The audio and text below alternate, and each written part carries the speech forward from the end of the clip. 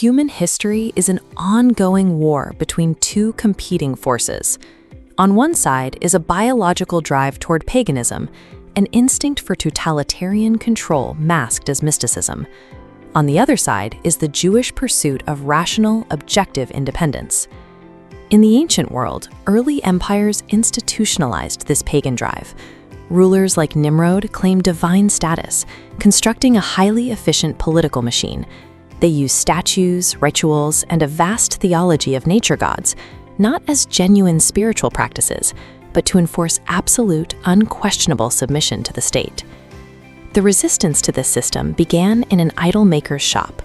A man named Abraham smashed his father's statues, placing the stick he used into the hand of the largest idol to prove to his father that the sculptures had no life or power. Abraham did not rely on magic, and he claimed no mystical vision. He simply looked at the physical universe, traced the chain of cause and effect, and used pure deductive logic to dismantle the state's ideology. Abraham formulated a precise argument. There is a single creator and a universal moral law that sits permanently above any mortal ruler. Furthermore, this truth is entirely accessible to any human being willing to use their own capacity for reason. The idea that objective truth transcends the authority of the state poses the ultimate threat to totalitarianism. That single logical premise forms the philosophical bedrock of human freedom. Centuries later, Moses institutionalized this rational freedom through a radical judicial reform. Instead of keeping the law hidden on secret scrolls controlled by an elite class of priests, he ordered the legal code to be carved into giant folders and displayed in public for absolute transparency.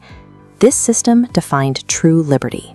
Every citizen knew their specific rights and obligations because the law was objective and public. Everyone, from the poorest farmer to the highest king, was equally subject to it. Yet, history shows how quickly people surrender this responsibility. Generations later, the nation approached the prophet Samuel and demanded, "Make us a king to judge us." That specific phrase, "to judge us," was an active rejection of God's constitutional framework.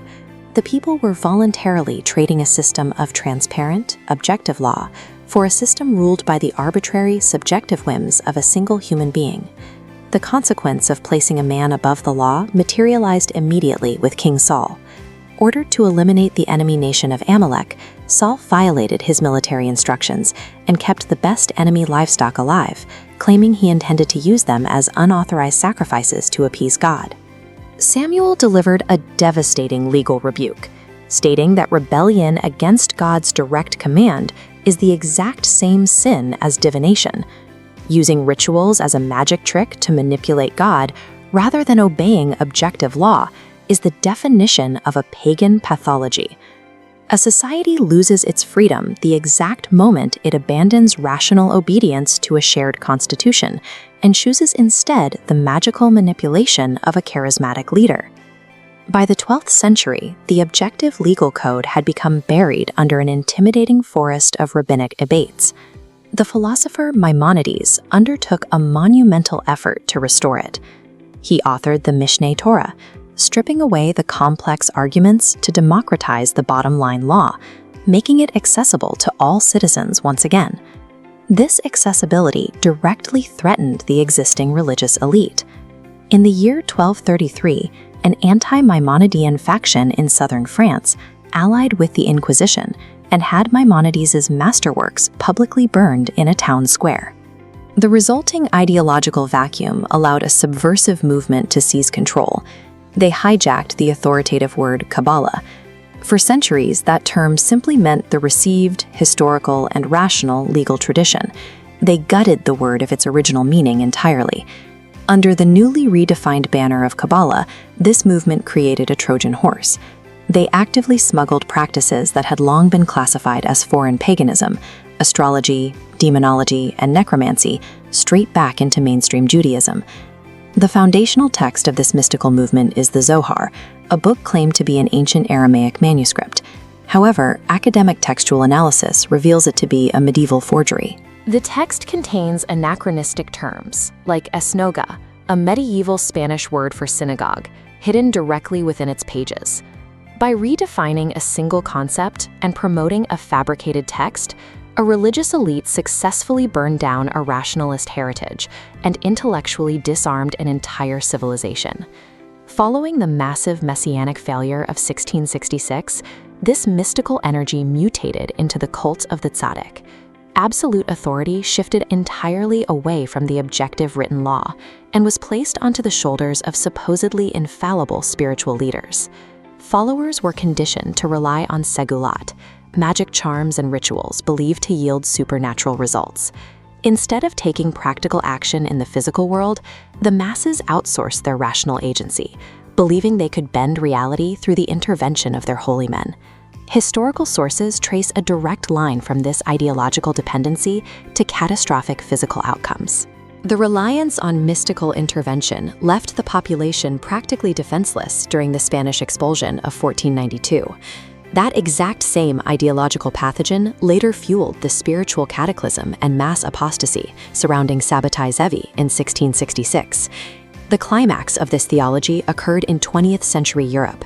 As storm clouds gathered, prominent leaders of this movement actively taught their followers that taking physical, political action to organize or escape was a heresy against faith. While mysticism provided profound emotional comfort, it systematically stripped European Jewry of their physical agency. By waiting passively for a divine miracle, they ensured their own absolute defenselessness during the Holocaust. In the aftermath of the Holocaust, the ultra-Orthodox establishment doubled down on this engineered dependency.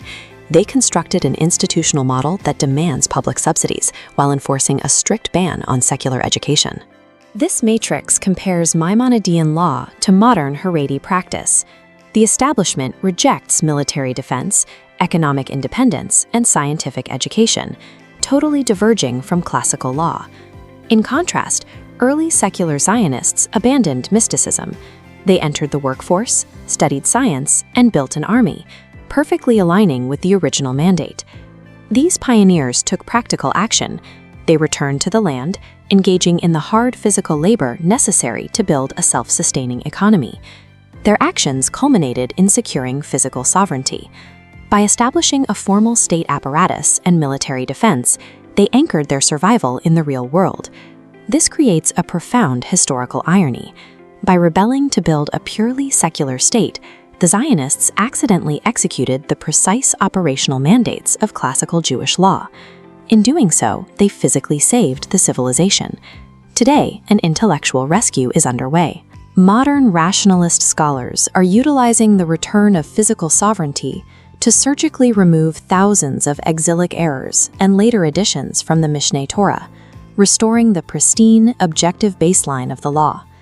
This classical jurisprudence defines the true messianic era in strictly rational terms. It features zero changes to the laws of physics or nature. It is a mortal, political reality, judged entirely by tangible physical victories, not supernatural miracles. The ultimate constitutional cure is anchored to a specific geographic center, the Temple Mount in Jerusalem. This centralizes worship in one location, enforcing a total physical separation between divine worship and the biological impurity of graves. At this epicenter sits an absolute separation of powers. The king, the high priest, and the 71 judges of the Great Sanhedrin are all equally subordinate to the exact same legal code. To prevent tyranny, the system relies on the law of the wrong instruction.